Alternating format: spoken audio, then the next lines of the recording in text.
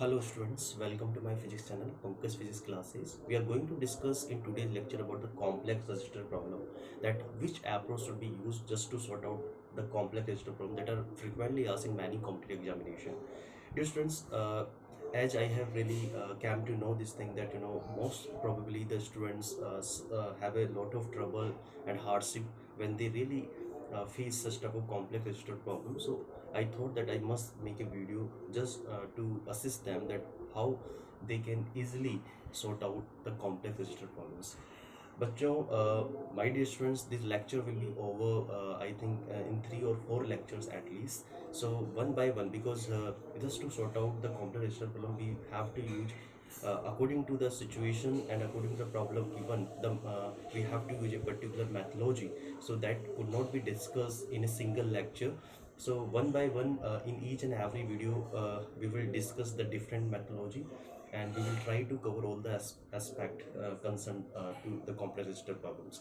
But before I proceed, I just want to, the plan is the combination of resistor that you have already learned in the 10th class. So let's begin students without wasting the time. आज बच्चों हम resistor की combinations के बारे में discuss करने जा रहे हैं. कॉम्बिनेशन ऑफ रेसिस्टर को आज हम डिस्कस करने जा रहे हैं. There are two types of methods to combine the resistor as per the requirement in the electric circuit. Okay, suppose in an electric circuit we want to reduce the value of electric current, then we will go with the series combination. And if you want to increase the value of current, then we'll go with the parallel combination. So let's begin. बच्चों यहाँ पे आप देख सकते हैं there are 3 resistor R1, R2 and R3. ठीक है, we have 3 resistor. Okay okay, and we have connected them in the series. हमने उनको सीरीज में कनेक्ट किया है. तो सीरीज कॉम्बिनेशन हम कब करेंगे? A number of resistor are said to be connected in series if there is only one path for current flow.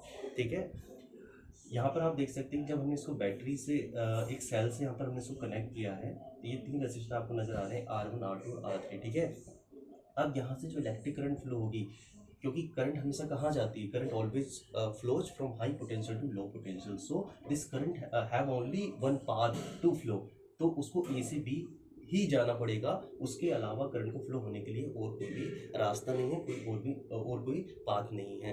तो इस तरह की जो कॉम्बिनेशन होगा उसको क्या बोलेंगे? सीरीज कॉम्बिनेशन, जिसमें करंट के फ्लो होने के लिए सिर्फ एक ही पाथ होता है. उस तरह की कॉम्बिनेशन को हम क्या बोलते हैं? तो करंट जो है इस रेसिस्टर से भी जा रही है, वही करंट, और वही करंट इसी रेसिस्टर से जा रही है, वही करंट इसी रेसिस्टर से जा रही है, तो हम इसको बोलेंगे सीरीज कॉम्बिनेशन ऑफ रेसिस्टर. तो जब कोई चार्ज यहाँ से जाता है तो there will be some drop of potential.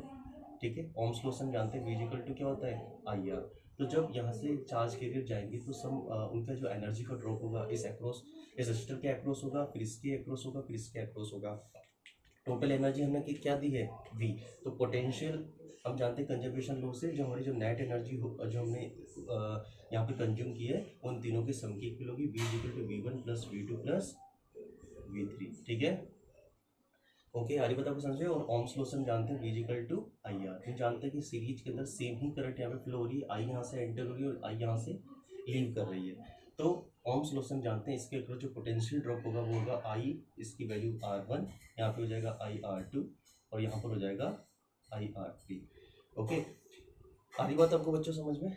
अब हम यहाँ पर ये देख सकते हैं कि यदि हम इस रेजिस्टेंस के इक्विवेलेंट रेजिस्टेंस फाइंड आउट करना चाहते हैं, तो मान लो यहाँ पर हम इन तीनों को रिप्लेस करें एक सिंगल रेजिस्टेंस से. एक सिंगल रेजिस्टेंस जो वही इफेक्ट डेवलप करे जो ये तीनों कंबाइन फॉर्म में डेवलप कर रहे हैं, तो हम उस रेजिस्टेंस की वैल्यू को इनका इक्विवेलेंट रेजिस्टेंस कहेंगे.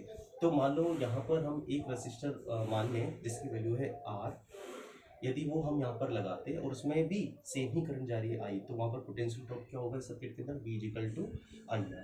सो हम यहाँ पर देख सकते हैं कि यहाँ पे I कॉमन लेके इससे कैंसिल आउट हो जाएगा, तो R की वैल्यू हमको मिलती है R equal to R1 plus R2 plus R3. ये वैल्यू हमको यहाँ पर मिलती है. तो हम यहाँ पर देख सकते हैं कि जो इक्विवेलेंट रेजिस्टेंस की वैल्यू है that is equal to the sum of resistance of each resistor. तो यहाँ पर हम देखते हैं कि रेजिस्टेंस की जो नेट रेजिस्टेंस की जो वैल्यू है वो इंडिविजुअल रेजिस्टेंस से क्या होगी? ज़्यादा होगी. सो दैट्स वाई इस केस के अंदर हम क्या देखेंगे, जो करंट है उसकी वैल्यू रिड्यूस हो जाएगी. अब इसके बाद में मान लीजिए यहाँ पर जो है एन रेजिस्टर लगे हुए होते, या हम मान लेते कि तीनों रेजिस्टेंस का वैल्यू सेम होता, R R R. तो यहाँ पे कितना हो जाता? 3R. ऐसे 4 होते तो 4R. तो यदि यहाँ पे एन रेजिस्टर है, इफ एन रेजिस्टर है ऑफ सेम रेसिस्टेंस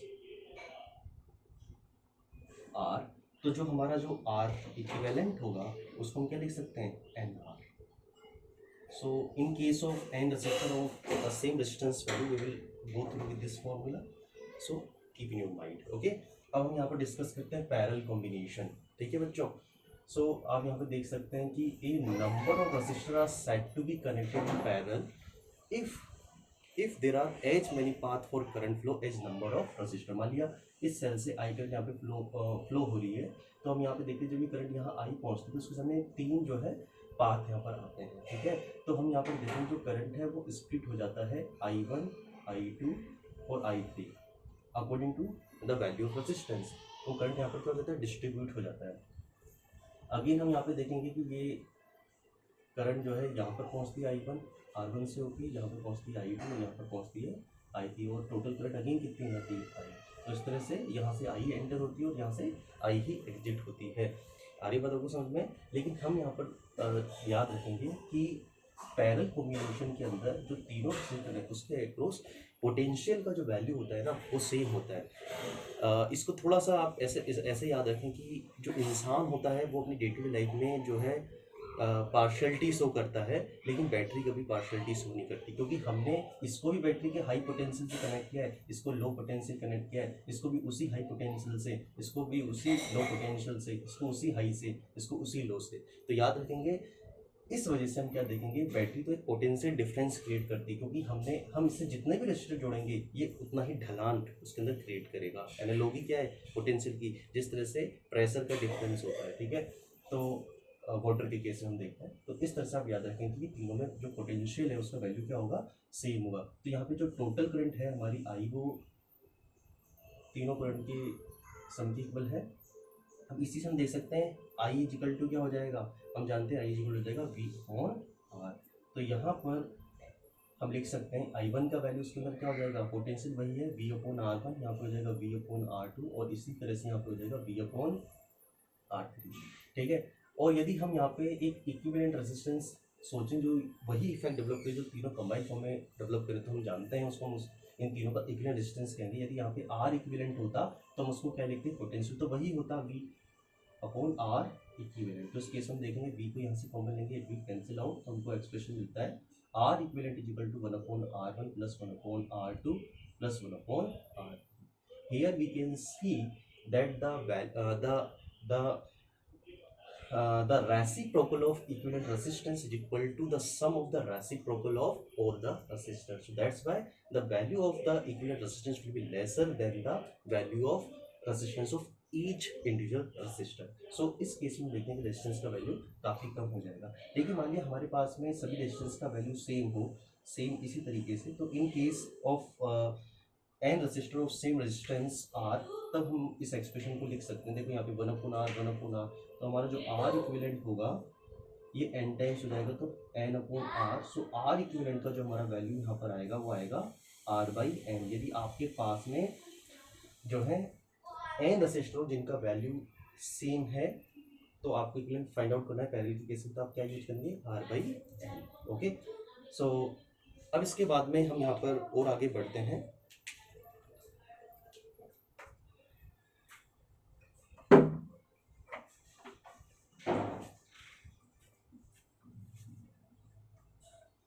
अब यहाँ पर हम डिस्कस कर रहे हैं combination of two resistor in parallel. मान लो एक ये रेजिस्टर है आपका R1 और एक ये दूसरा आपका रेजिस्टर है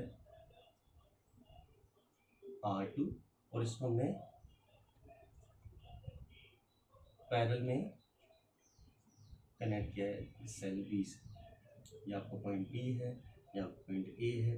मान लो सपोज यहाँ से करंट आ रही I, तो ये स्प्लिट हो गई, मान लिया इसमें I1 और इसमें कितनी हो गई I2. लेकिन हम जानते हैं कि दोनों के अक्रॉस जो पोटेंशियल का वैल्यू होगा वो कैसा होगा, सेम. तो इस बार हम यहाँ पे जो है इन ईच रेजिस्टर के अंदर जो है इन द केस ऑफ ये जो फॉर्मूला जो हम डेवलप यहाँ पर करेंगे it will be applicable for this two resistor combination in parallel के लिए ही एप्लीकेबल होगा.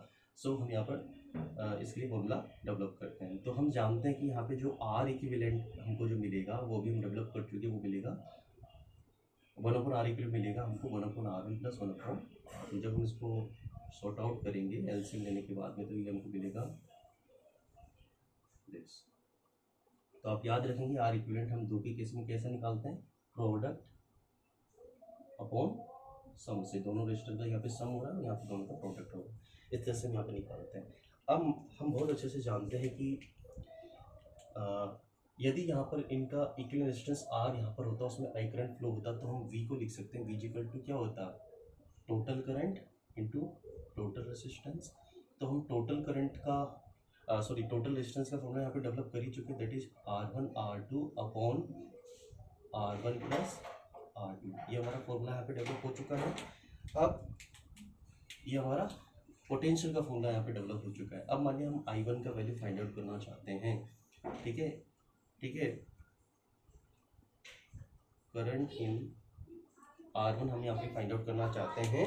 तो हम यहाँ पे देख सकते हैं कि I1 जो होगा, I इक्वल टू क्या होता है, ओम्स लॉ में होता है V equal to IR, so I equal to होता है V अपॉन R। तो इसके अंदर करंट का वैल्यू को क्या बोला हमने, I1, और V तो वही रहता है, पैरेलल में तो पोटेंशियल वही रहता है, V अपॉन R।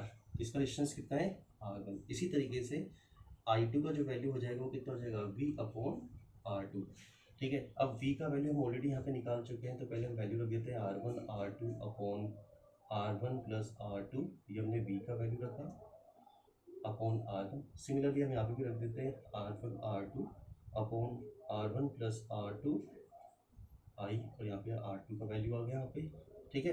अब हम यहाँ पर देख सकते हैं कि यहाँ R1 से यहाँ R1 कैंसिल होता है, यहाँ R2 से ये R2 कैंसिल होता है। तो हमारा जो I1 का फॉर्मूला यहाँ पर हमको मिलता है, वो मिलता है R2 upon R1 plus R2 into I। इस तरह से यहाँ भी आप देख सकते हैं, यहाँ पे क्या मिल रहा है, R1। तो हम यहाँ पर देखते हैं कि जब यहाँ पे हमको I1 फाइंड आउट करना है, तो यहाँ पर अदर रेजिस्टेंस आ रहा है, दूसरा रेजिस्टेंस आ रहा है R2, और नीचे यहाँ पे सम इनटू टोटल करंट यहाँ पे। इसी तरह से यहाँ पे I2 है, तो यहाँ पे अदर रेजिस्टेंस आ रहा है R1, और ठीक है, यहाँ पे R1 upon sum of resistance into total current. तो हमारा फॉर्मूला बन जाएगा इस केस में कि current in a resistor is equal to other resistance upon total resistance into total। इस फॉर्मूले को हम जो है यूज करेंगे किसी भी